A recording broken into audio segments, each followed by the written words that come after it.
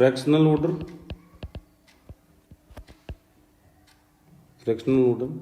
Negative order reaction, ठीक है।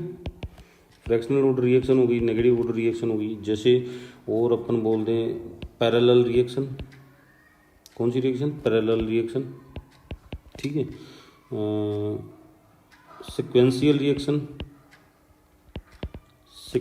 Reaction चर्चा करेंगे सारी रिएक्शंस की। और अपोज रिएक्शन, इन 5 रिएक्शंस को इसमें देखेंगे और इनसे रिलेटेड जो भी क्वेश्चंस एग्जाम में पूछे हुए हैं क्वेश्चंस, वो भी हम डिस्कस करेंगे यहाँ पे। क्लियर है?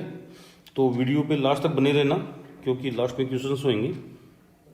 देखिए, सबसे पहले अपन बात करेंगे फ्रैक्शनल ऑर्डर की। तो फ्रैक्शनल ऑर्डर जो होता है, ऑर्डर रिएक्शन, वो कुछ ही रिएक्शन है, ज़्यादा रिएक्शंस नहीं है। जैसे मान लो कि आपकी रिएक्शंस जो होगी, ठीक है नहीं, रिएक्शन जो होगी H2 और D2 के बीच में रिएक्शन होगी, ये फ्रैक्शनल ऑर्डर होती है। और इसका जो रेट लो है वो ये निकल के आता है dx/dt। इनका याद रखना आप, ये जो मैं रिएक्शंस बता रहा हूँ, ठीक है। पार्शियल प्रेशर ऑफ D2 1/2, तो ये फ्रैक्शनल ऑर्डर रिएक्शन है, ठीक है। दूसरी रिएक्शन जो होती है वो होती है conversion of para hydrogen to ortho hydrogen. Para hydrogen से ऑर्थो हाइड्रोजन जो होगा, हाई टेम्परेचर पे अगर कन्वर्जन हो, कहीं पे हो, हाई टेम्परेचर पे अगर कन्वर्जन हो, तो वो फ्रैक्शनल ऑर्डर होता है। इसका रेट कैसे दिया जाता है? dx/dt equal to k partial pressure of H2, ये 3/2 आएगा। क्लियर है? और एक आपने रिएक्शन पढ़ी होगी पायरोलाइसिस ऑफ एसिटाल्डिहाइड, ये वाली, जिसमें मीथेन और कार्बन मोनोऑक्साइड बाहर निकलती है। ये अपन उसमें पढ़ेंगे, कॉम्प्लेक्स रिएक्शन की स्टडी में पढ़ेंगे, ठीक है नहीं है। तो यहाँ पे जब रेट आएगी डी एसिटाल्डिहाइड की कंसंट्रेशन डिवाइडेड बाई dt, ठीक है, तो यहाँ पे के जो एसिटाल्डिहाइड की कंसंट्रेशन है वो 3/2 के इक्वल होगी। तो फ्रैक्शनल ऑर्डर है। और इनका जो रेट लो है अपन कैसे लिखेंगे, देखो आराम से। फ्रैक्शनल ऑर्डर का रेट लो अपन कैसे लिखते हैं? जनरली जो रेट लो बिल्कुल जनरल ट्रेंड था वो ये था अपना 1/n-1, ठीक है। यहाँ पे था अपने पास a-x या 80 n-1, यही था, माइनस a0 की पावर n-1, यही था। अब हम क्या करेंगे, n को अपन मान लेंगे p+12। क्या मान लेंगे? p+12। p जो है ध्यान रखना, p इंटीजर है। क्या है? इंटीजर है, ठीक है। इंटीजर का मतलब 1 2 3 4 ऐसे इंटीजर है, फ्रैक्शनल में नहीं है। तो अपने पास जो ये बनेगी इक्वेशन वो क्या बन जाएगी? ये बन जाएगी k p+1/2, ठीक है। t इक्वल टू n की जगह अपन को क्या रखना है? p+12 रखना है, तो ये आ जाएगा p+12 -1। क्लियर है? आराम से देखो, सब जगह यही करना है अपन को। 80 p+12 -1 minus a0 p+12 -1। Clear है? और यहाँ पे अपन इसको लिख सकते हैं ऐसे p-1/2। क्लियर है? और यहाँ पे हो सकता है 80 p-1/2, और सेम यहाँ पे ऐसे ही लिखा जाएगा p-1/2। अब p को निकाल लेना, यहाँ पे p आपको पता लग जाएगा कि क्या है, कौन सा ऑर्डर है। जैसे अपन ने इस रिएक्शन में लिखा था, तो ये 1/2 तो आएगी आपका अलग, और p की वैल्यू जो है वो 1 है। यहाँ पे भी आपका 1/2 आएगी, या p की वैल्यू 1 है, यहाँ पे भी p की वैल्यू 1 है। तो अपन इजीली सोल्व कर सकते हैं। क्या कर सकते हैं? इजीली सोल्व कर सकते हैं। अब मान लीजिए कि आप जो p की वैल्यू है वो 0 है, तो आपकी वो हो गई हाफ ऑर्डर रिएक्शन। कौन सी होगी? Half order reaction. जब हाफ ऑर्डर रिएक्शन होगी, p की वैल्यू 0 है, तो आपका जो kT है वो क्या आएगा? 1/, यहाँ पे आएगा केवल और केवल, आप देखो, -1/2। क्या आएगा? -1/2, ठीक है। p की वैल्यू आपकी 0 है, और यहाँ पे आएगा a की पावर -1/2 ही आएगा, a0 at की वैल्यू। और यहाँ पे भी at की वैल्यू कितनी आएगी? a0 की वैल्यू आएगी -1/2 ही आएगी। क्लियर है? कोई दिक्कत। अब के टी इजक्वल टू क्या आ गया, देखो इधर आप समझना, ये तो -2 हो गया और ये ऊपर चला जाएगा 80 1/2 माइनस ए नोट 1/2। तो इस प्रकार से आप यहाँ से के का डिटर्मिनेशन कर सकते हो, ठीक है ना, आराम से कर सकते हो। इसको आप a माइनस एक्स की फॉर्मेट में भी लिख सकते हो, -2 a माइनस एक्स की पावर 1/2 रूट ले लो। 1/2 का मतलब क्या होता है, रूट ही तो होता है। ये देखो इस प्रकार से लिख सकते हैं। और जब टी हाफ लिखनी होगी तो अपन कैसे लिखेंगे, टी हाफ भी आपको पता है इजी गोइंग में आ जाएगा आपका। टी हाफ होता है 2 की पावर, हाँ जी, n-1, ठीक है, -1 डिवाइडेड बाई n-1 के ए n-1। ये अपन ने निकाला था प्रीवियस वीडियो में। तो जब इसको कैलकुलेट करेंगे अपन यहाँ पे रख रखा के, क्योंकि n की वैल्यू 1/2 है, एक्चुअल में n की वैल्यू 1/2 है, तो अगर वो रखेंगे तो ये टी हाफ जो है हाफ ऑर्डर के लिए आएगा 0.585 रूट a/k, ठीक है। तो इस प्रकार से आप फ्रैक्शनल ऑर्डर को कैलकुलेट कर सकते हो। फ्रैक्शनल ऑर्डर के एग्जांपल्स ही आते हैं एग्जाम में, ध्यान रखना, ठीक है। नेक्स्ट जो है अपनी है वो नेगेटिव ऑर्डर रिएक्शन है, नेगेटिव ऑर्डर रिएक्शन। तो नेगेटिव ऑर्डर वैसे तो ज़्यादातर रिएक्शन जो होती हैं वो या तो फ्रैक्शनल होती हैं या पॉजिटिव ऑर्डर की होती हैं। नेगेटिव ऑर्डर की रिएक्शन जो है अपन नहीं बना सकते, या ये मान लीजिए कि नेगेटिव ऑर्डर रिएक्शन बहुत कम पाई जाती है नेचर में, ठीक है नहीं, या स्पॉन्टेनियसली पॉसिबल नहीं है कि किसी प्रोडक्ट की कंसंट्रेशन इंक्रीज हो और वो रिएक्शन स्लो हो जाए। एक ही रिएक्शन है ऐसी, ओजोन डिप्लीशन, ये देखो ओजोन डिप्लीशन है, ठीक है नहीं है। अब ओजोन डिप्लीशन होगा क्या, इसकी मैकेनिज्म पता होनी चाहिए। O3 O2 में कन्वर्ट होएगा, ऑक्सीजन मोलिकुलर ऑक्सीजन बनेगी आपकी, एटॉमिक ऑक्सीजन सॉरी। ये एटॉमिक ऑक्सीजन जो है वो ओजोन के ऊपर अटैक करेगी, ठीक है, और ओजोन के ऊपर अटैक करके ये O2 बना लेगी। क्या बना लेगी, तो ये रिवर्सिबल है। आप चाहो तो इसको ऐसे कर सकते हो K2 के K3 से, और जब इसका आप निकालोगे तो ये आएगा -1/2 DO3 upon DT is equal to K observed, जो भी आए वो लिख लेना, O3 की पावर और O2 की, ऐसे नीचे आएगा। तो इसको कैसे लिखेंगे, के ऑब्जर्व O3 2 और O2 -1। तो अपन बोलेंगे ये नेगेटिव फर्स्ट ऑर्डर रिएक्शन है विद रिस्पेक्ट टू ऑक्सीजन। ज़्यादा दिमाग नहीं लगाना है। रेट लॉ से आप आराम से देख सकते हो, रेट लॉ से आप आराम से इसका रेट लॉ एक्सप्रेशन निकाल सकते हो, लेकिन इतनी अपन को ज़रूरत नहीं है, ठीक है नहीं है, बिल्कुल इजी तरीके से अपन चलेंगे। नेक्स्ट जो है हम पढ़ने जा रहे हैं काइनेटिक्स ऑफ पैरेलल रिएक्शन। कौन सी रिएक्शन, पैरेलल रिएक्शन, ठीक है। इसको अपन साइड रिएक्शन बोले, क्या बोल सकते हैं क्या साइड रिएक्शन, देखना, देखिए एक बार कमेंट बॉक्स में जाके बताइए कि ये साइड रिएक्शन हो सकती है क्या। नहीं बोल सकते हैं क्या, बिल्कुल बोल सकते हैं। इनको साइड रिएक्शन भी बोल सकते हैं अपन, ठीक है। इनको कॉनकरेंट रिएक्शन भी बोल सकते हैं, कॉनकरेंट रिएक्शन, कॉनकरेंट, ठीक है नहीं है। अब ये रिएक्शन होती क्या है, आपने देखा होगा ढंग से समझना इसको, कि जैसे मान लीजिए इपोक्सीडेशन हो रहा है, कल जो MCPB वाला पोर्शन बताया था मैंने, ठीक है नहीं है, इपोक्सीडेशन हो रहा है या कार्बिन का इंसर्शन हो रहा है, कुछ भी मान लीजिए। तो कार्बिन का इंसर्शन ही अपन ले लेते हैं कि कार्बिन का इंसर्शन हो रहा है, और यहाँ पे क्या है, दो प्रकार के प्रोडक्ट बन सकते हैं, ठीक है, ठीक है। एक तो कहलाएगा सिन और एक कहलाएगा एंटी। सिन और एंटी से क्या मतलब है, ये सिन एंटी की बजाय आप सिस और ट्रांस बोलिए, सिस और ट्रांस। यहाँ पे जो लगे हुए ग्रुप है,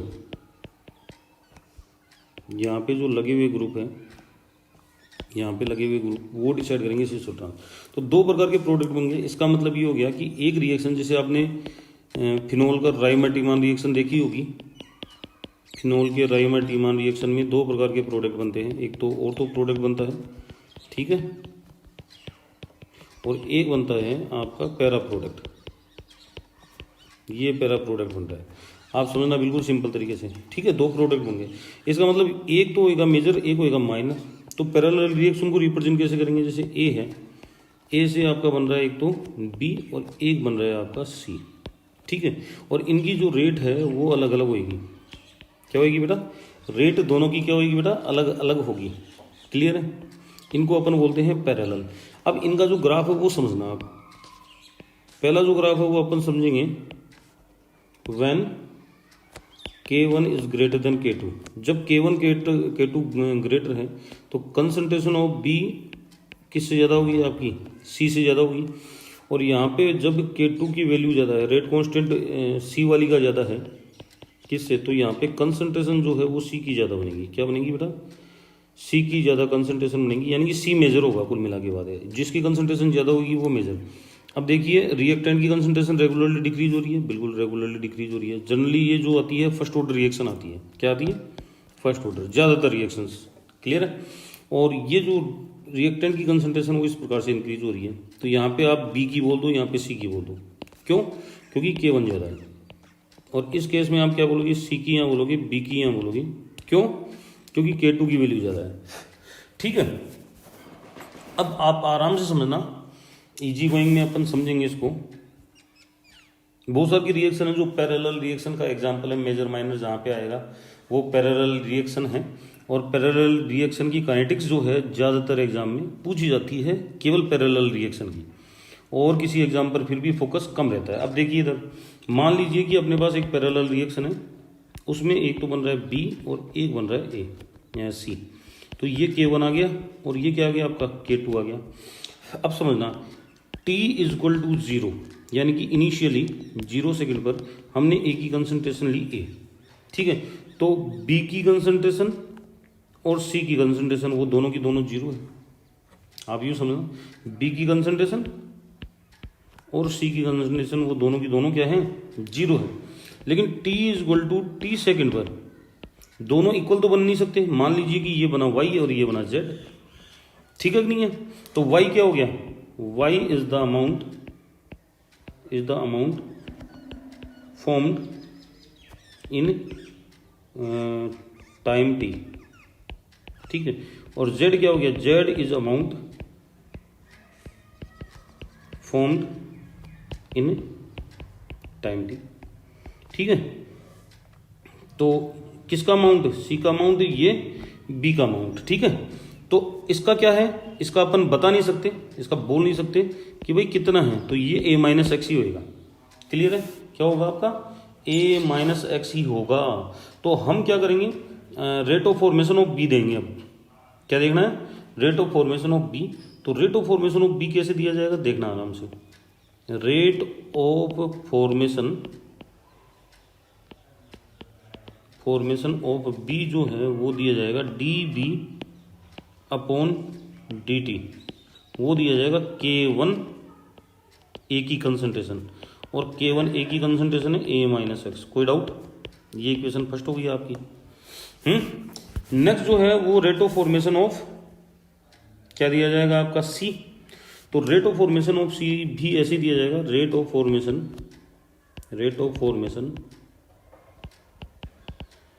ऑफ C भी इसी प्रकार से दिया जाएगा dC अपॉन dt, ठीक है। ये भी आपका K2A आएगा, वहाँ पे भी A था लेकिन K1 था, और यहाँ पे है K2, ठीक है कि नहीं है। तो ये क्या हो जाएगा आपका K2A माइनस एक्स। अब जो बात करेंगे अपन वो करेंगे the net rate of decomposition of A, ठीक है। या अपन ये भी बोल सकते हैं overall rate of reaction.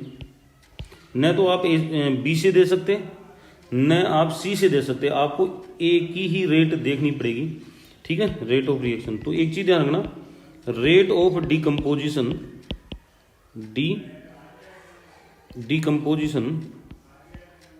Composition of A किसके बराबर होगा, रेट ऑफ फॉर्मेशन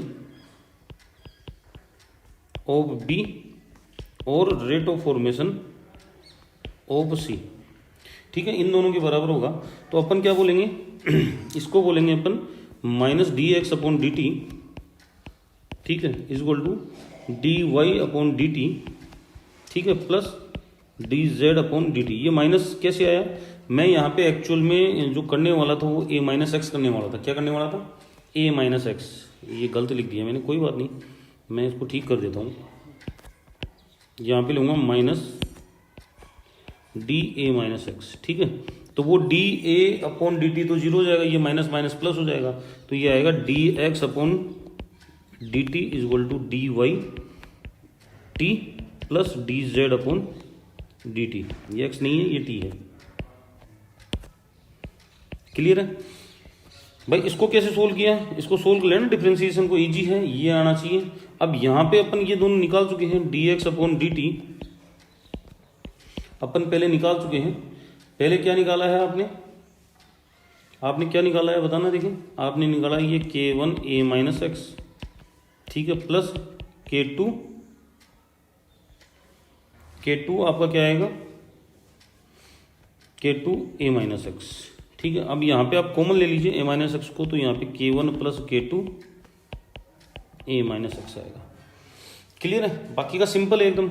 नेक्स्ट देखिए, ये इक्वेशन मान लीजिए आपका 2 है, तो आप क्या करोगे, ए माइनस एक्स को इधर ले जाओगे, ठीक है, और यहाँ पे ले जाओगे आप के वन प्लस के टू, इसको के ऑब्जर्व बोल दो, और यहाँ पे हो जाएगा आपका डी टी, क्रॉस मल्टीप्लाई करेंगे तो ये तो फर्स्ट ऑर्डर जैसी आ गई, देखो सेम, ठीक है कि नहीं। अब इसको आगे सोल्व करेंगे तो डेफिनेट रूप से क्या आएगा, ज़्यादा दिमाग लगाने की जरूरत थोड़ी है, कुछ करेंगे या चलने दे ऐसे ही, इसको करें पूरे को सोल्व कर लेना। फर्स्ट ऑर्डर की आ गई ना, सेम फर्स्ट ऑर्डर की निकाली थी अपन ने, minus L N A minus X, तो इसका सोल्यूशन आएगा। डिफ्रेंसिएशन करेंगे तब, इंटीग्रेशन करेंगे तब। देखो इसको साफ कर देता हूँ मैं पहले, और इंटीग्रेशन ही करता हूँ। तो इसका इंटीग्रेशन अपन कर देते हैं D X upon D T A minus x, और ये हो जाएगा आपका K one plus K to, तो बाहर आ जाएगा, और इसका इंटीग्रेशन डी टी।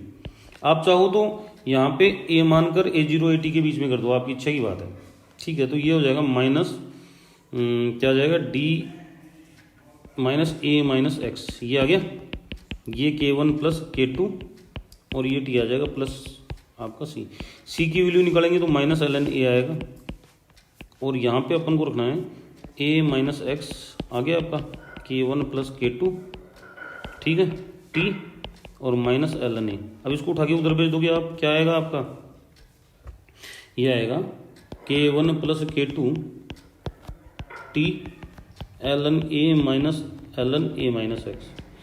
तो इसको अपन ऐसे लिख सकते हैं A upon A minus X, ठीक है। तो ये K one plus K two T हो गया। क्लियर है? आप चाहो तो इसको लॉग की फॉर्मेट में भी लिख सकते हो, विल हेल्विक इक्वेशन की फॉर्मेट में भी लिख सकते हो, आपकी इच्छा हो जो लिखो। चलो मैं लिख देता हूँ इसको, तो K one plus K two is equal to one upon T L N A upon A minus X, इस फॉर्मेट में लिख लेंगे।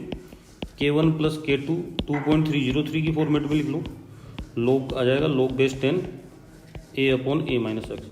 अब आपको पता है कि ये तो अपन ए जीरो मानते हैं और ये ए टी मानते हैं, तो इसको उस फॉर्मेट में लिख सकते हैं।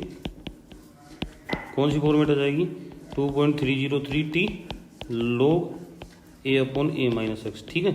ये क्या आ गया आपका फर्स्ट ऑर्डर काइनेटिक्स के लिए वो का वो आ गया है। बस ये ध्यान रखना कि के वन के टू आपका क्या आएगा, सम आएगा। लेकिन जो क्वेश्चंस आता है वो इस टाइप से नहीं आता, ठीक है कि नहीं है। अगर के वन के टू दो रेट दे रखी है आपको किसी भी पैरेलल रिएक्शन के लिए, और कोई कंसंट्रेशन या टाइम पूछे, तो यही फॉर्मूला काम में लेना है। फिर भी अपन को पता है कि जो विल हेल्विक इक्वेशन है वो A T is equal to A zero exponential minus K T थी। तो इसी प्रकार से अपन इसको लिख सकते हैं A T is equal to A zero exponential minus K one plus K two और टी। क्लियर है? ये लिख लेंगे अपन इसकी इक्वेशन, इसी से लिखेंगे। लेकिन हमें पता है कि क्वेश्चन जो है इसका नहीं आएगा, क्वेश्चन अलग आएगा। तो अपन को पता है D B upon D T जो है वो के वन ए टी है, ठीक है। तो अपन क्या करेंगे बेटा, ए टी की वैल्यू यहाँ रखेंगे, तो अब ये अपने पास आ जाएगा के वन ए naught exponential minus K one plus K two T. Clear है? और किसी भी टाइम पर इस इक्वेशन को आगे ले जाएंगे, वही डिफ्रेंशिएशन वगैरह करेंगे, तो अपने पास बी टी आ जाएगी, वो आएगी के वन, यहाँ पे आएगा आपका A naught upon K one plus K two one minus exponential minus K one plus K two T. Clear है?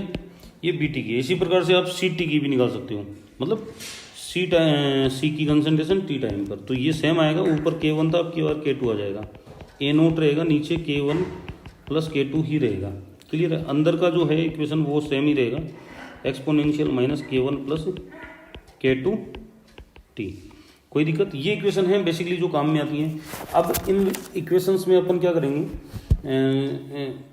बी टी और सी टी का रेशियो लेंगे, बी टी और सी टी का क्या लेंगे, रेशियो लेंगे। तो रेशियो जो है वो K1 और K2 आएगा, बाकी की सारी चीज़ कैंसिल आउट हो जाएगी, केवल यही बचेगी।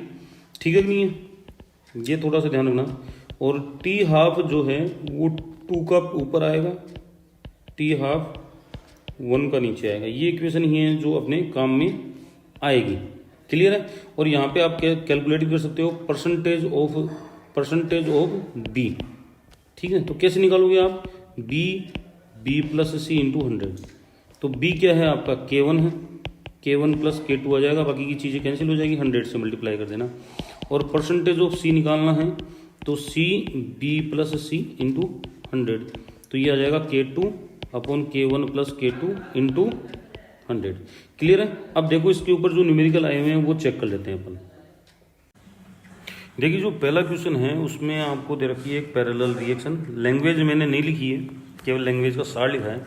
आपको बोल रहा है कि वो ए जो है वो बी और सी में डिकम्पोज हो रहा है, K1 K2 रेट कॉन्स्टेंट है, K1 K2 की वैल्यू दे दी है। आपको पता लग रहा है सेकंड इनवर्स, यानी कि दोनों के रेस्पेक्ट में क्या दे दी है, फर्स्ट ऑर्डर दे दी है। अब आपको परसेंटेज ऑफ कैलकुलेट करवा रहा है, परसेंटेज ऑफ बी। तो परसेंटेज ऑफ बी कैसे कैलकुलेट करेंगे, देखो आप K1 प्लस K2 ऐसे तो आएगा, और से देखो आराम से। तो करना क्या है, 1.26 इंटू 10⁻⁻4, और ये आ जाएगा 1.26 इंटू 10⁻⁻4, ठीक है, प्लस 3.8 इंटू 10⁻⁻5 इंटू 100। इसको जब कैलकुलेट करेंगे लगभग 77% के आसपास आएगा। ठीक है, तो परसेंटेज ऑफ बी आ गया, और परसेंटेज ऑफ सी क्या हो जाएगा फिर, percentage of C will be 23%। Clear है। इसको कैलकुलेट कर लेना न्यूमेरिकल को, क्योंकि ऐसे क्वेश्चन जो हैं बिना कैलकुलेट नहीं होते, इसलिए गेट वगैरह में पूछे जाते हैं, गेट जेम में ऐसे क्वेश्चन आएंगे, बाकी और कहीं नहीं आते इस टाइप के क्वेश्चन। ठीक है, आईआईटी एडवांस में भी आ सकते हैं, आईआईटी एडवांस वाले भी ध्यान से देखें इसको। ठीक है, अब देखो इस क्वेश्चन में क्या है, इस क्वेश्चन में आपको क्या दे रखा है बेटा, ए डिकम्पोज हो रहा है बी और सी में, और बी की कितनी फ्रैक्शंस बन रहे हैं वो दे रखा है। और इसने ये बोल दिया कि rate of disappearance of B, A ये वाली दे दी है आपको, वो कितनी दे दी है आपको, 1.52 इंटू 10⁻⁻4 सेकेंड इनवर्स। एक्चुअल में ये जो है रेट कांस्टेंट दे दिया आपको, क्या दे दिया बेटा, रेट कांस्टेंट दे दिया। तो कभी भी जो है किसी दूसरे की रेट कांस्टेंट आपको निकालना है तो फ्रैक्शन को डायरेक्ट मल्टीप्लाई कर दीजिए। तो K1 जो आएगा वो यहाँ पे आ जाएगा, इससे मल्टीप्लाई के 1.2 10⁻⁻4 इंटू 11, इससे मल्टीप्लाई कीजिए, आपका क्या आ जाएगा आपका, ठीक है, डायरेक्ट आपका K1 आ जाएगा। इसी प्रकार इसको आप चेक कीजिए, फ्रैक्शनल में कीजिए, इसको क्या कीजिए, परसेंटेज वाइज ऐसे निकालोगे ना आप, परसेंटेज हटा के, तो इसको कैलकुलेट कीजिए। इसको भी ऐसे ही करोगे, 1.52 इंटू 10⁻⁻4, फ्रैक्शनल यूज में लीजिए 88.8, परसेंटेज मत लीजिए यूज में आप। ठीक है, जो भी आंसर आएगा वो K1 K2 की वैल्यू क्या आ जाएगा। तो ये न्यूमेरिकल जो है वो भी इजी था। ठीक है, ये गेट में पूछा हुआ न्यूमेरिकल है, तो ये जो गेट में पूछा हुआ न्यूमेरिकल ये कौन सी इक्वेशन से सोल्व होएगा, मैं बता देता हूँ आपको कि यहाँ पे ये क्या बोल रहा है कि P और Q, P जो है Q और R में डिकम्पोज हो रहा है, K1 K2 दे रखा है, इनिशियल कंसंट्रेशन ऑफ P क्या दे रखी है आपको। ठीक है, तो इसका मतलब A नोट दे दिया आपको, क्या दे दी, A नोट। और ये पूछ रहा है T टाइम पर आपकी R की कंसंट्रेशन, तो ये तो सी टी की कंसंट्रेशन होगी ना एक तरीके से, जो अपन ने लिखा था। तो एक तरीके से सी टी की कंसंट्रेशन क्या आएगी यहाँ पे, K2। ठीक है, C T concentration K2, A naught divided by K1 plus K2। जिसकी कंसंट्रेशन ले रहे हो उसकी ऊपर रख दो, जिसकी कंसंट्रेशन निकाल रहा हो उसका रेट कांस्टेंट ऊपर रख दो आप। और यहाँ पे आएगा था 1 minus exponential minus K1 plus K2 upon ही मल्टीप्लाई टी। क्लियर है, ये आया था। अब ये बिना कैलकुलेटर कैसे होएगा, एक्सपोनेंशियल की वैल्यू कैसे कैलकुलेट करेंगे, कैलकुलेट कर लेना। जो भी आंसर हो मेरे को कमेंट बॉक्स में जाके जरूर बताना। आपको वैल्यू तो पुट करनी है, देखो A नोट की वैल्यू दे रखी है आपको, K1 K2 की वैल्यू दे दी यहाँ पे, टी की वैल्यू दे रखी है 10 मिनट, सारा मिनट में चलने देना, ये मिनट इनवर्स में घबराने की जरूरत नहीं है बिल्कुल भी। ठीक है नहीं है, इसी प्रकार से हम नेक्स्ट क्वेश्चन भी कर सकते हैं। देखो ये तो बहुत इजी न्यूमेरिकल है, ये तो बहुत इजी न्यूमेरिकल है। अगर किसी को इसकी बेस इक्वेशन पता है तो इसको जरूर सोल्व कर लेंगे। याद करो अपन ने क्या किया था, B T upon C T is equal to क्या दिया था, K1 अपॉन K2, यही तो दिया था। तो यहाँ पे ये क्या है, Y अपॉन जेड है, बी टी और सी टी, और ये दे रखा है 1/4, और K2 की वैल्यू आपकी दे रखी है 4। तो देखो 4 यहाँ पे अपन लाएंगे, सॉरी K1 की वैल्यू अपन को क्या दे रखी है, K1 की वैल्यू दे रखी है 10⁻⁻, और K2 की वैल्यू अपन को निकालनी है, ये 1/4 है। तो K2 की वैल्यू इधर ले जाओ, ये आ जाएगा आपका K2 इजक्वल टू 4 × 10⁻⁻4, वही सेकंड इनवर्स में आएगा। ठीक है, इजी था न्यूमेरिकल, एकदम आसान। ये गेट में आया हुआ है क्वेश्चन, ये भी गेट का क्वेश्चन है, इसमें भी कुछ ऐसा ही है। इस क्वेश्चन को आप खुद सोल्व करोगे, बिल्कुल इजी क्वेश्चन है। देखो ये क्या पूछ रहा है, एटी की कंसंट्रेशन आपको दे रखी है, आपको क्या पूछ रहा है, D B upon D T पूछ रहा है, यानी कि तो D B upon D T यहाँ पे 2 दे रखा है, तो ये हो गया 1 upon D B upon D T. वो क्या होएगा पता है, बताने की जरूरत नहीं है, के ए टी, यही तो होता है के ए टी। अब आपको K1 यूज में लेना है यहाँ पे, क्यों, क्योंकि आप B की निकाल रहे हो। तो यहाँ पे आ गया आपका, क्रॉस मल्टीप्लाई करोगे तो ये 2 आ गया, 2K1 80। ठीक है, तो 2 × K1 की वैल्यू 2 है, 10⁻³ है, और इसकी वैल्यू भी 80 की वैल्यू भी 2 है, तो ये आ जाएगा 8 × 10⁻³ क्लियर है, क्या आ जाएगा, मोल लीटर इनवर्स और सेकंड इनवर्स। इस प्रकार से न्यूमेरिकल अपन सोल्व करते हैं, बिल्कुल इजी थे। अब देखो नेक्स्ट जो रिएक्शन है वो देखेंगे अपन, अपोज रिएक्शन। ठीक है, अपोज रिएक्शन अपन देखेंगे, न्यूमेरिकल इतने ही थे इसके ऊपर। एक न्यूमेरिकल जो है इसको आपको सोल्व करना है, इक्वेशन मैंने बता दी। तो कुल मिला के बात ये है कि अपन को केवल यहाँ पे एक चीज़ पता होनी चाहिए कि जो ए है आपका x वो y और z के बराबर है, एक तो ये चीज़ पता होनी चाहिए, और एक y और z का जो रेशियो है वो K1 और K2 है। क्लियर है, इससे अपन कैलकुलेट कर सकते हैं। एक जो है आप y की कंसंट्रेशन और z की कंसंट्रेशन किसी भी टाइम पे निकाल सकते हो, लेकिन इसके लिए क्या जरूरी है, अगर y का K1 कांस्टेंट है तो K1 आप लिखोगे, ठीक है, और यहाँ पे A0 लिखोगे। इक्वेशन पता ही है वो वाली, K1 + K2, ठीक है, 1 - एक्सपोनेंशियल K1 + K2t।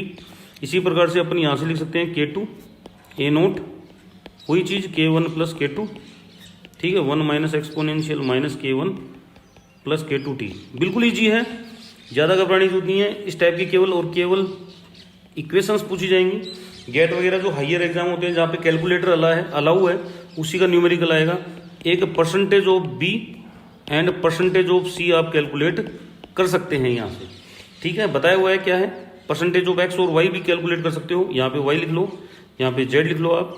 तो यहाँ पे क्या आ जाएगा आपका, वाई + जेड × 100, या आप रेट कॉन्स्टेंट से भी दे सकते हो, K1 + K2 × 100। ये कुछ इक्वेशंस है जो आपको क्या होनी चाहिए, पता होनी चाहिए। देखो अब कितना इजी हो गया, अब आपको याद हो गई है। पहले पैरेलल रिएक्शन एक बहुत बड़ी मुसीबत थी, अब पैरेलल रिएक्शन बहुत इजी हो गई है आपके लिए। इन इक्वेशंस से न्यूमेरिकल हो जाते हैं सारे के सारे। क्लियर है, चलो अपोज रिएक्शन देखते हैं। देखो अपन बात कर रहे हैं अपोज या रिवर्सिबल रिएक्शन की, तो इसको ढंग से समझना और बिल्कुल पेशेंसली समझना। ये रिवर्सिबल रिएक्शन वो ही रिएक्शन है जो अपन इक्विलिब्रियम में पढ़ते हैं, ठीक है कि नहीं। तो रिवर्सिबल रिएक्शन का मतलब ये होता है कि आपका कोई रिएक्टेंट जो है प्रोडक्ट में कन्वर्ट हो रहा था, वो प्रोडक्ट जो है वो वापस रिएक्टेंट में कन्वर्ट होने लग जाता है। तो इसके भी अलग अलग टाइप हैं। जैसे अपन बोलेंगे ये कैसी है, फर्स्ट ऑर्डर अपोज रिएक्शन है ना, ये ध्यान रखना, ये फर्स्ट ऑर्डर अपोज रिएक्शन है। बोथ साइड से ये क्या है, फर्स्ट ऑर्डर है, ठीक है कि नहीं। तो अपन इसको बोलेंगे first order oppose by first order. First order है जो फर्स्ट ऑर्डर द्वारा ही अपोज हो रही है। जैसे ये है ए और यहाँ पे लिख दूँ 2b या b + c लिख दूँ, आपकी इच्छा की बात है, ठीक है। मैं b + c ही लिख देता हूँ। तो यहाँ पे अपन बोलेंगे ये फर्स्ट ऑर्डर है, देखो फॉरवर्ड फर्स्ट ऑर्डर है, और अपोज जो हो रही है वो बाई सेकेंड ऑर्डर है, ठीक है। और ये देखिए a + b और c लिखूंगा, तो इसको अपन क्या बोलेंगे, इसको बोलेंगे second order opposed by first order. Clear है। और इसको क्या बोलेंगे ये आप कमेंट बॉक्स में जाके बताना मेरे को ज़रूर कि इसको क्या बोलेंगे अपन। ठीक है, चलो बोलिए आप, देखिए क्या है ये। ये है second order opposed by second order. ठीक है, तो ज़्यादातर जो है वो इस टाइप की रिएक्शंस आती हैं, इसलिए ज़्यादा पैनिक होने की जरूरत नहीं है, इसी को अपन कंसिडर करेंगे। क्लियर है। अब देखिए इसको कैसे कंसिडर करते हैं अपन। चलिए इसके ऊपर चलते हैं अपन। तो मान लीजिए ये एक रिएक्शन है ए से बी। क्लियर है। ये आपका पता है ये KF या K1 और ये K2 बोल दूं। ठीक है, तो आपका t=0 पर ये A था, ये 0 था, ये x बना और ये -x हो गया। कोई दिक्कत।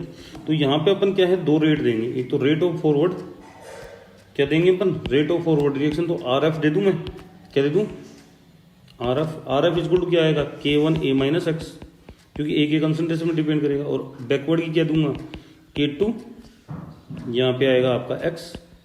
क्लियर है। टी टाइम पर कंसंट्रेशन अपन को चेक करनी है।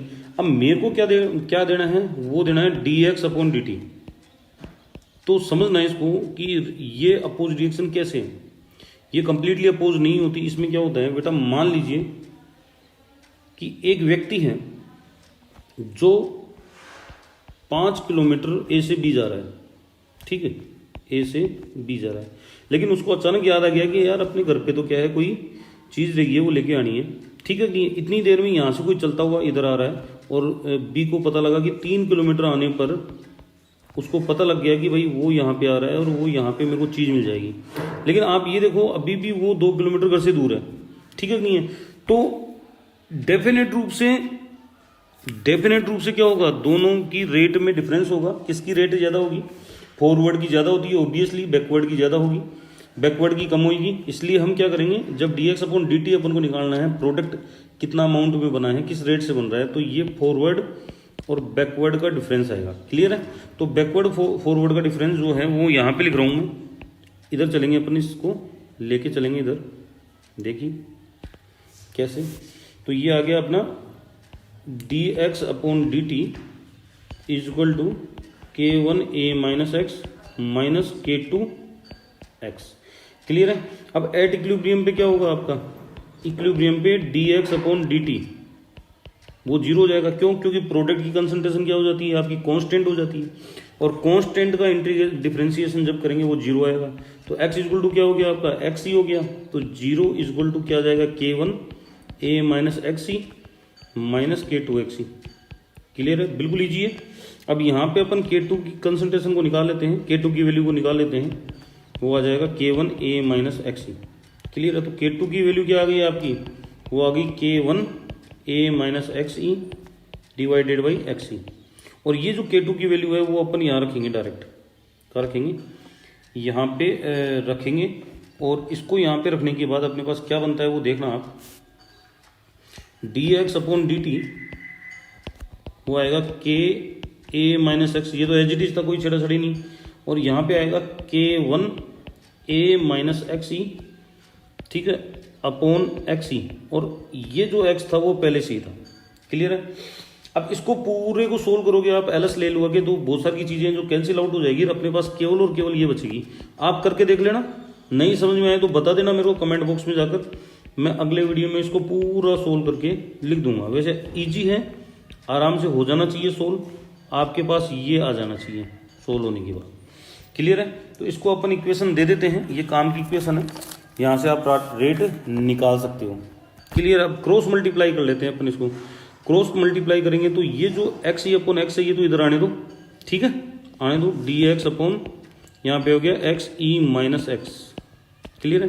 और यहाँ पे आ गया K1A/xe डॉट dt। तो इसको एक नया कांस्टेंट दे देते हैं अपन, क्या दे देते हैं, dx अपॉन, देखो आराम से समझना, एक नया कांस्टेंट दे देते हैं k डैश या K1 डैश dt दे दिया। K1 डैश का ध्यान रखना क्या है, K1 डैश इक्वल टू है K1A/xe। अभी ये अपने दोबारा काम में आएगा आगे, ये इक्वेशन आ गई। तो ये फर्स्ट ऑर्डर की जैसी तो है, जैसे ये थी dx/x K dt, ये ऐसी तो इक्वेशन थी आपकी। तो इसका मतलब ये हो गया कि हम इसका इंटीग्रेशन करेंगे तो ऐसे आएगा D X upon X E minus X, clear है। और ये आ गया के डैश, और इसका कर देंगे अपन इंटीग्रेशन डी टी। तो इसका इंटीग्रेशन जो है माइनस एल एन एक्स ई, क्या भाई, x E minus X, clear है, के वन डैश और ये टी और प्लस सी। अब सी की वैल्यू आपको पता है, बताने की जरूरत नहीं है, ये आएगी, ठीक है। तो इसकी वैल्यू यहाँ पुट करेंगे अपन एक्स ई माइनस एक्स के वन डैश टी, और यहाँ पे आ जाएगा माइनस एल एन एक्स ई। इसको उठा के उधर ले जाओ आप बराबर की, तो ये आ जाएगा आपका K one dash T is equal to, ये आ जाएगा L N X E minus L N X E minus X, clear है। आप चाहो तो इसको ऐसे लिख सकते हो X E upon X E minus X, clear है, बिल्कुल ईजी है। अब अपन अपना टाइम आ गया कि के डैश की वैल्यू अपन लिख दें, तो के डैश की वैल्यू थी अपने पास के वन ए एक्स ई, ये आ गया आपका टी, ठीक है कि नहीं है, और इधर आ गया L N X E upon X E minus X. कोई डाउट, बिल्कुल इजी न्यूमेरिकल है। अब यहाँ पे आप के वन टी को रख लीजिए, बाकी की इधर ट्रांसफर कर दीजिए, X E A L N X E upon X E minus X. अब इसको लॉग के फॉर्मेट में लिख लीजिए आप, किसके फॉर्मेट में लिख लीजिए 2.303 अपॉन टी, यहाँ पे आ जाएगा X E upon A L N log X E upon X E minus X. देखो इससे आपके न्यूमेरिकल सोल्व हो जाएंगे, ठीक है। इक्विलिब्रियम कंसंट्रेशन और इनिशियल कंसंट्रेशन और टी टाइम पर प्रोडक्ट की कंसंट्रेशन आप इजीली कैलकुलेट कर पाओगे। इसी प्रकार जो है आप K2 की वैल्यू निकालोगे, K2 की वैल्यू आएगी 2.303 अपॉन टी, एक्स ई यहाँ पे आएगा आपका A minus X E divided by A log, इधर वाली टर्म जो है वो एज इट इज रहेगी x E minus X, clear है, कोई दिक्कत, बिल्कुल सिंपल है। और जब K1 K2 को अपन ऐड कर देंगे तो अपने पास बचेगा क्या, वही आएगा जो अपन को पहले आया था 2.303 अपॉन टी, जो पैरेलल रिएक्शन में आया था। लॉग वहाँ पे A X A T upon A naught upon A T था, या A upon A minus X था, यहाँ पे X E upon X E minus X आएगा, क्लियर है बेटा। तो इस प्रकार से अपन निकाल सकते हैं किसी भी अपोज रिएक्शन के लिए, क्लियर है। अब जो सेकंड टाइप की है ये वाली, मैं इसकी डायरेक्ट लिखूंगा, कोई मतलब वाली बात नहीं है, आपको केवल K1 और K2 की वैल्यू का पता होना चाहिए। K2 क्या आएगा K1 A minus X E और एक्स ई का स्क्वायर, और K1 की वैल्यू आएगी, वो आएगी हाँ जी 2.303 T X E 2A minus X E log A x E plus x A minus X E divided by A x E minus x. Equations याद रखना, बाकी का लेना देना कुछ भी नहीं है इन रिएक्शंस में, ठीक है। ए प्लस बी, ये तीसरे टाइप की आ गई K1 और K2, ठीक है। सी, तो second order opposed by first order, K2 की वैल्यू निकालेंगे अपन K1 A minus X E B minus X E divided by X E, ठीक है नहीं है। अगर A इजक्वल टू बी बराबर है दोनों आपका, तो आपका K1 की वैल्यू कैसे निकलेगी 2.303 upon T X E upon A square minus X E square log X E A square. जैसे मेरे को याद है वैसे ही आपको याद होनी चाहिए, पहले कह रहा हूँ ये इक्वेशंस, ठीक है। तो ये कौन सी आ गई आपकी second order opposed by first order. Next देखिए, लास्ट एंड फाइनल है आपकी, वो कौन सी है, ये वाली A plus B C plus D. Equations याद रखेंगे, K2 की वैल्यू क्या आएगी K1 A minus X E B minus X E. यहाँ पे अपन A बराबर B वाला कंसेप्ट यूज में लेंगे, ठीक है नहीं, ये आ जाएगा एक्स ई स्क्वायर, नीचे आएगा K1 की वैल्यू आपकी 2.303 upon T dot x E square, यहाँ पे आएगा 2A A minus X E, और फिर लॉग वाली टर्म में A minus 2 X E plus A X E और ये आ गया। तो इस प्रकार से हम किसी भी अपोज रिएक्शन की क्या लिख सकते हैं, काइनेटिक्स लिख सकते हैं। ठीक है, अब जो चलती है अपनी जो थर्ड है वो है काइनेटिक्स ऑफ कॉन्जुगेटिव रिएक्शन। ठीक है, सिक्वेंशियल रिएक्शन, उसकी अपन देखते हैं। देखिए कैसे, तो देखिए हम काइनेटिक्स जो है अब पढ़ेंगे कॉन्जुगेटिव रिएक्शन या सिक्वेंशियल रिएक्शन की। तो सिंपल वे में आपको समझा दूं मैं कि कॉन्जुगेटिव या सिक्वेंशियल रिएक्शन क्या होती है कि ए से बी बन रहा है और बी से सी बनेगा, यानी कि कोई भी रिएक्टेंट प्रोडक्ट बना रहा है और प्रोडक्ट जो है वो फर्दर प्रोडक्ट बनाएगा, वो कौन सी रिएक्शन कहलाएगी, सिक्वेंशियल रिएक्शन कहलाएगी। यहाँ पे तीन चीज़ इंपॉर्टेंट है, rate of formation of B, वो आपको पता है इससे दिया जाएगा, दे दिया। Rate of decomposition of B, वो किससे दिया जाएगा आपको, वो इस K2 और B से दिया जाएगा।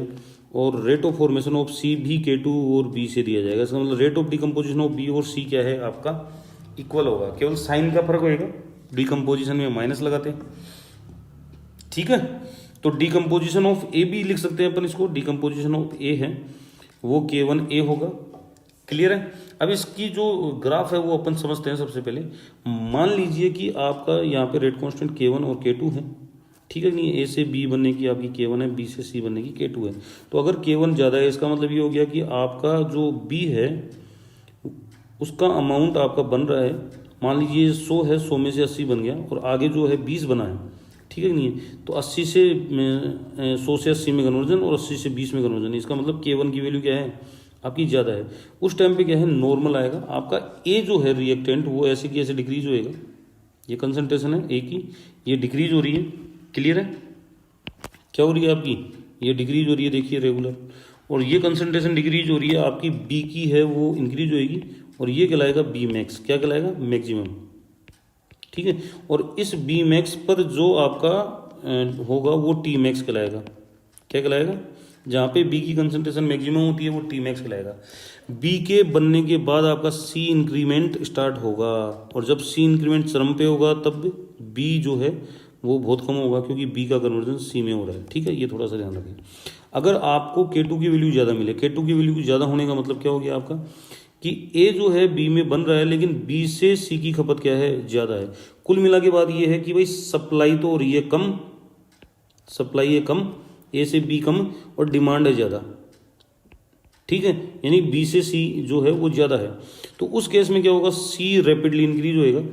ठीक है, लेकिन बी का इंक्रीमेंट नहीं होगा, क्योंकि बी जैसे इंक्रीमेंट होगा वैसे ही सी का इंक्रीमेंट स्टार्ट हो जाएगा, तो बी ऐसे इंक्रीज होएगा आपका। ए जो है एज यूजुअल, अगर मान लीजिए कि बहुत ज़्यादा है, 50 गुना 100 गुना ज़्यादा है K2, ठीक है नहीं, K2 equal to 50 time of K1, नहीं क्या करेंगे अपन इसको ऐसे करेंगे, इसको K1 जो है वो 50 टाइम ऑफ K2 है। क्लियर है, क्लियर है। तो उस केस में ग्राफ कुछ ऐसा आएगा। नेक्स्ट देखिए, अब काइनेटिक्स की बात करते हैं। तो ये अपने पास है, तो हम बोलेंगे T इक्वल टू 0 पर A नोट, बी की concentration 0, T equal to T पर ये BT और ये CT। ठीक है, क्योंकि इन दोनों की कंसंट्रेशन आपकी 0 थी।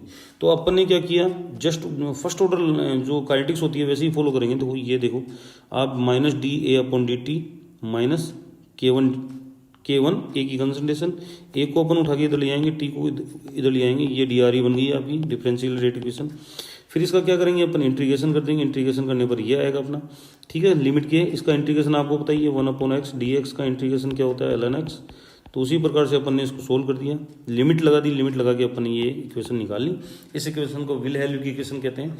ये टी की कंसंट्रेशन, टी टाइम पर ए की कंसंट्रेशन है। ठीक है, अब देखिए करना क्या है अपन को, अब हमें क्या करनी है, बी की फॉर्मेशन निकालनी है। तो बी की फॉर्मेशन कैसे निकलेगी, ठीक है नहीं है, बी की फॉर्मेशन कैसे निकलेगी, इसको ऐसे समझना कि एक व्यक्ति 5 किलोमीटर इधर जा रहा है, ठीक है, लेकिन उसे कुछ याद आया वो 3 किलोमीटर इधर जाता है, और वो चीज़ 3 किलोमीटर मिल जाएगी, लेकिन आपको पता है ये डिफरेंस जो है वो अभी 2 किलोमीटर का रह गया, आपने जहाँ से स्टार्ट किया था 2 किलोमीटर का रह गया। तो हमें ये कैसे निकालेगा, 5 - 3 तो आएगा आपका, ठीक है नहीं है। तो ये डिफरेंस अपन कैसे निकालेंगे, K1 माइनस K2 से। ठीक है, और इस K2 को उठा के इधर ले जाएंगे तो ये यहाँ पे प्लस आ जाएगा। ठीक है, और हम K1 की वैल्यू, इसकी A नोट की वैल्यू जानते हैं, वो रख दी है यहाँ पे। अब इसका क्या करेंगे अपन, आगे जाके इंटीग्रेशन वगैरह करेंगे, लेकिन हमें पता है कि ये कंसंट्रेशन जो A नोट थी वो 3 भागों में डिवाइड हो गई, ठीक है। तो हम अब बी की कंसंट्रेशन को जस्टिफाई करेंगे, तो बी की कंसंट्रेशन उसी प्रकार से दी जाएगी जैसी पैरेलल रिएक्शन में दी गई थी, लेकिन यहाँ पे K2 माइनस K1 आएगा। हालांकि मैंने इसको सोल्व नहीं किया है, इसका डायरेक्ट बता दिया है वर्जन। आप भी डायरेक्ट याद करो, सोल्व करने में कोई दिक्कत वाली बात नहीं है, सोल्व नहीं करनी है फालतू में, क्योंकि ये इक्वेशन सी एग्जाम में डायरेक्ट पूछी जाती है। ठीक है, तो यहाँ पे सी की कंसंट्रेशन निकालनी है, बी की अपन ने निकाल ली, सी की निकालनी है।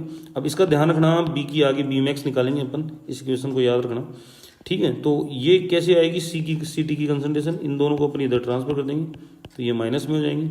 ठीक है, तो बी की वैल्यू अपन यहाँ से रखेंगे, देखो क्लियर है, और ए की वैल्यू अपन यहाँ से रखेंगे, क्लियर है। तो सी की वैल्यू ये आएगी, फिर इसको रीअरेंज कर लेंगे। यहाँ पे एल एस लिया है इसका और इसका, केवल ए नोट बाहर निकाल लिया था पहले अपन ने, इसको लेकर और जो कटने वाली चीज़ें वो काट कूट के अपने पास ये इक्वेशन आएगी सी की फाइनली, ये वाली, क्लियर है। और इस इक्वेशंस के ऊपर अपन क्या करेंगे, कंडीशंस लगाएंगे अलग अलग। पहले ये कंडीशन लगाएंगे, ठीक है। इस कंडीशन में क्या होगा बेटा, ये जो टर्म होती है K2 वाली, जब K2 ज़्यादा होता है तो वो टर्म क्या होती है, ऑलमोस्ट जीरो हो जाती है। जब इक्वेशन इसको अपन अरेंज करेंगे, इसको जीरो रखेंगे और इसको अपन क्या करेंगे, K2 के बराबर लेंगे, क्योंकि नेग्लिजिबल है K1 की वैल्यू, ठीक है नहीं है, तो अपने पास ये इक्वेशन आएगी। इस इक्वेशन में क्या करेंगे अपन, K2 से K2 कैंसिल हो जाएगा, ए नोट आपका ये आ ही जाएगा, A naught minus A naught exponential minus K1t, clear है। उसके बाद ए नोट अपन कॉमन निकालेंगे, इस टाइप की इक्वेशन आ जाएगी। तो ये just like first order reaction है, तो वैसे की वैसे ही आपका डायग्राम आ रहा है, ये मैंने शुरुआत में बता दिए थे आपको डायग्राम। नेक्स्ट है, जो अगर K1 की कंसंट्रेशन अपन ज़्यादा करेंगे तो वो K1 वाली टर्म जीरो हो जाएगी, ठीक है। नीचे बचेगा वो K2 नेग्लिजिबल मानेंगे, माइनस K1, ये माइनस प्लस, ये माइनस माइनस हो गया, बाकी का जो है सेम है, कोई दिक्कत वाली बात नहीं है। इसका ग्राफ ऐसे आएगा। अगर इक्वल होता है तो इक्वलिटी में जस्ट वैसा ही ग्राफ आएगा जैसे आ रहा है, ठीक है कि नहीं है, ऐसी कोई दिक्कत वाली बात नहीं है। ए की कंसंट्रेशन डिक्रीज हो रही है, बी की इंक्रीज हो रही है, सी की भी उसी प्रकार से आपकी इंक्रीज होएगी। तो ग्राफ जो है इंपॉर्टेंट है। अब यहाँ पे आप ध्यान रखना कि हमें टी मैक्स निकालना है वो टाइम जहाँ पे बी मैक्सिमम हो। तो इसकी इक्वेशन देख लेना आराम से कैसे निकल रहा है, ये क्लियर है, ये देख लेना आप, मैंने लिख दी है। और ऐसे ही बी मैक्स आप निकाल सकते हो, बी मैक्स कैसे आएगा, ठीक है। कई बार क्या होता है, एक क्वेश्चन है आपके लिए कि ए और बी की अलग अलग टाइम पर अलग अलग जो ये पैरेलल रिएक्शन दी है कि आपको, कौन सी रिएक्शन है, पैरेलल रिएक्शन। उसमें कई बार क्या होता है, एक्टिवेशन एनर्जी दे देता है दोनों रिएक्शन की और एवरेज एक्टिवेशन एनर्जी पूछता है। तो उस टाइम पे करना कुछ भी नहीं है, आपको एवरेज एक्टिवेशन एनर्जी कैसे निकालनी है, K1 को E1 के साथ मल्टीप्लाई कीजिए, K2 को E2 के साथ मल्टीप्लाई कीजिए, दोनों का जोड़ दीजिए और K1 K2 का डिवाइड कर दीजिए, इससे ई एवरेज आपकी आ जाएगी।